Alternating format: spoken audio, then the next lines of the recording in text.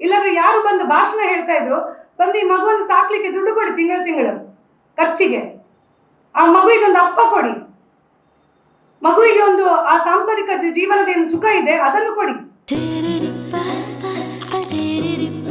ನನ್ನ favourite Nandini cheese. ಈಗ ಎಲ್ಲರ ಫೇವರೇಟ್ ನಂದಿನಿ ಚೀಸ್.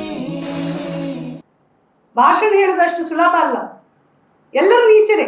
ಈಗ ಯಾರು ಮಾತಾಡ್ತಿಲ್ಲಲ್ಲ ನಮ್ಮ ಜಿಲ್ಲೆಯಲ್ಲಿ, ನಂಜುಂಡಿಯವರು ಬರಬೇಕಲ್ಲ, ಇವರ ಸಮುದಾಯದವರು ಯಾರೂ ಇಲ್ಲ, ನಂಜುಂಡಿಯವರು ಒಬ್ಬರೇ, ಆಚಾರ್ಯ ಸಮಾಜಕ್ಕೆ ಸೇರಿದವರು ನಂಜುಂಡಿಯವರು ಒಬ್ಬರೇ.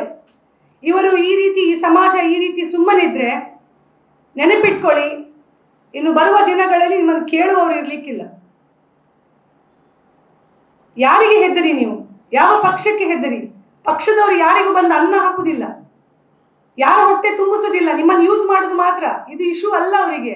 ಕಿವಿಯಾಗಿ ಅವನು ಇಷ್ಟು ದಿನ ನೋಡಿ, ಒಂದು ಮಗು ಮುಖ ನೋಡಲಿಕ್ಕೆ ಬರದವರು, ಅವನ ಮನೆಯವರಾಗಲಿ ಪ್ರಾಮಿಸ್ ಮಾಡಿ, ನೀವು ಡೆಲಿವರಿ ಮಾಡಿಸಿ ನಾವು ಇದ್ದೇವೆ, ನಾವು ಮದುವೆ ಮಾಡಿಸ್ತೇವೆ ಅಂತ ಹೇಳಿ ಅಷ್ಟು ಪ್ರಾಮಿಸ್ ಮಾಡಿದವರು, ಮಗು ಹೆತ್ತ ಮೇಲೆ ಒಂದು ದಿನ ಬರಲಿಲ್ಲ, ಮಗು ನೋಡಲಿಕ್ಕೆ ಬರಲಿಲ್ಲ.